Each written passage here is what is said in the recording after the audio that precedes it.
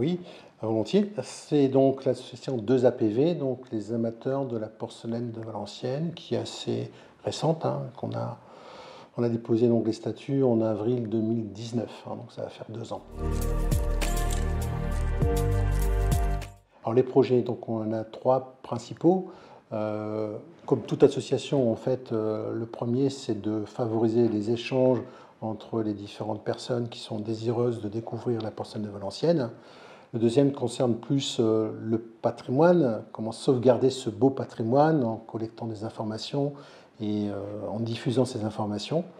Et le troisième, qui est aussi important et qui nous tient à cœur, c'est comment en fait contribuer à diffuser l'information auprès du maximum de personnes, et en particulier des Valenciennois, pour qu'ils puissent découvrir ce beau patrimoine.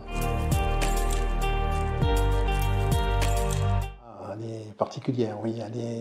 Alors, ce qui est de spécifique dans la manufacture de Valenciennes, c'est que c'est une manufacture qui a fonctionné que 7 ans, en fait, dans une durée très courte, entre 1785 et 1793, en fait, donc, ce qui fait sa rareté.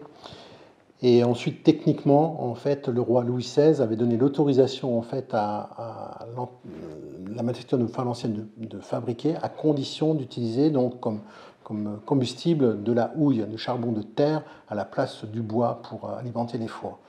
Et en fait, c'est une vraie innovation qu'a réussi Valenciennes. En fait, en très très peu de temps, en quelques mois, ils ont réussi à sortir des pièces avec ce nouveau procédé qui était complètement innovant. Bah, c'est avant tout la technicité en fait, du produit. Il faut savoir qu'on fabrique un produit à partir de 3 matériaux principaux, qui sont le kaolin, une argile très pure, du quartz qui est de la silice pure et du feldspath. On mélange tout ceci pour faire un biscuit et une pièce en fait, qui va être à la fin translucide. En fait. Ce qui fait sa différence par rapport aux faïences, translucide, sonore, blanche, donc une pièce assez remarquable. Et c'est pas fini parce que derrière ensuite il faut développer en fait les décors, les couleurs avec les oxydes, ce qui est quand même assez compliqué à l'époque, pour arriver en fait à peindre sur de la porcelaine avec des fois, comme je disais tout à l'heure, en fait des vraies scènes qui peuvent être considérées comme de l'art en fait. Hein.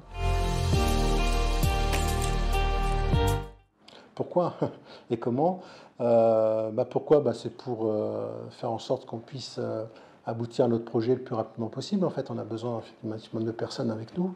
Et puis, comment on a un site internet, en fait, une page Facebook hein, qui permet effectivement de nous contacter. Voilà.